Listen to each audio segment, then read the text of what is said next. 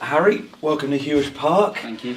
First of all, what was it about this place and the conversations you had with the staff here that meant you were up for coming to the club? Yeah, so I mean, I've been local to obviously to Yeovil. I've grew up around Exeter area. Only sort of played for Exeter before I've come here, so I'm always sort of keeping track on teams that are in a proximity of around there. Obviously, have an interest in terms of Yeovil. I know a couple of boys here as well. Had a chat with the manager sort of earlier on in the season when I had an injury, but sort of didn't really progress from there. So now I'm back and sort of fully fit and back raring to go. I felt like it was the right move for me at this time. It feels like you've had an incredibly frustrating period up until this point. It's been a couple of injuries that have really set you back this year. Yeah, definitely. So I was out of contract in the summer.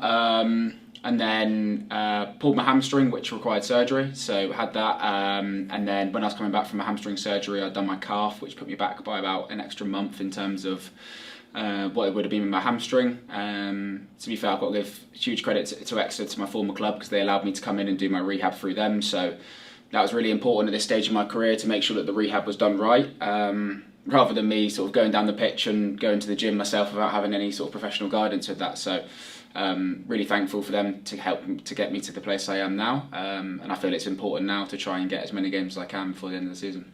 I was going to say, what have you made of the Yeovil squad? Because like you said, you've been in and around the squad and keeping an eye on what's happening here for the past few months. What have you made of the squad as a whole here? Yeah, I think they've got a really good squad. I think they're obviously unfortunate at this moment in time of injuries. I mean, it was really pleasing to see when they were up in the playoff position sort of earlier on in the season, and I think we've definitely got a good enough squad to be in that position again. It's a long season. Every season's a long season. You will have ups and downs in that season. So I think we could have a really strong end to the season and see where that leaves us.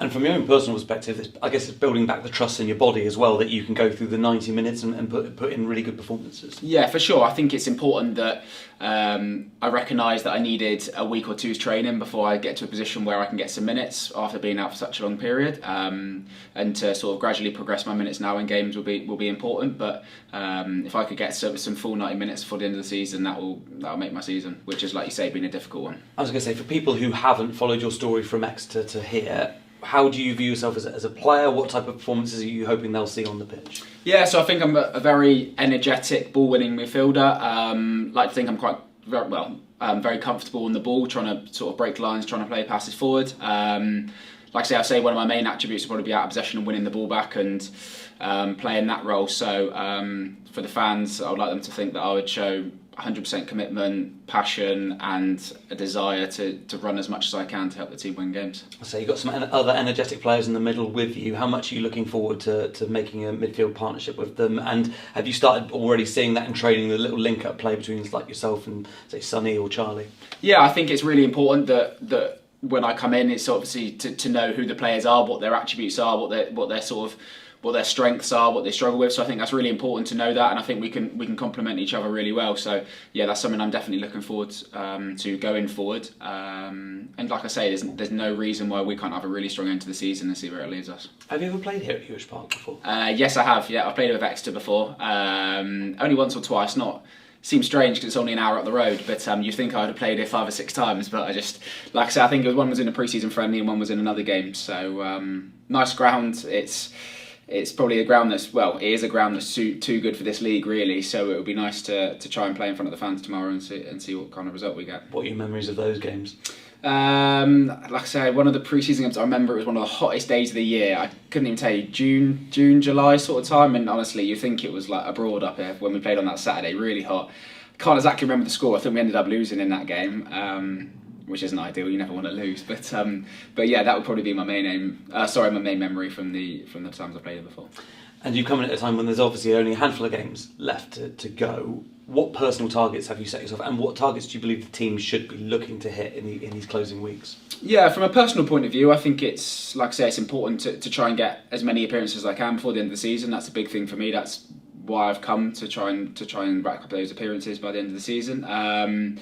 So, like I said, it'll probably be a gradual progression in terms of that. But if I can get some 90 minutes before the end of the season, that'll be great for me and my body going into the summer, knowing that I'm in a good position, sort of going into pre-season next year as well. And from a team point of view, I think you can only be as good as your last performance, and by all accounts and from what I've seen and heard, it was a really, really good performance last week.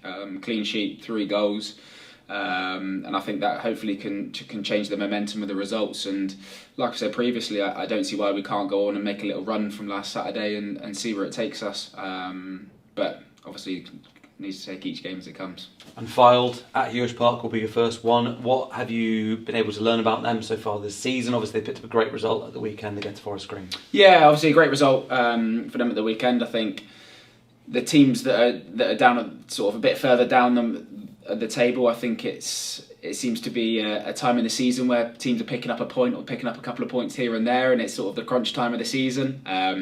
We've learned a lot about them in the last week from doing analysis and clips and what they can threat us and how we can hurt them throughout the game. So I think it's important that we take those lessons and take them into tomorrow. Well, good luck for the first game. Thank you very much. Give your budding young Glover a day to remember with our Yeovil Town mascot package. Walk out on the pitch with the players for a warm-up, meet the manager, get a junior match ticket as well as a programme, signed match ball, plus a drink and a snack, all for just £99. See ytfc.net for details.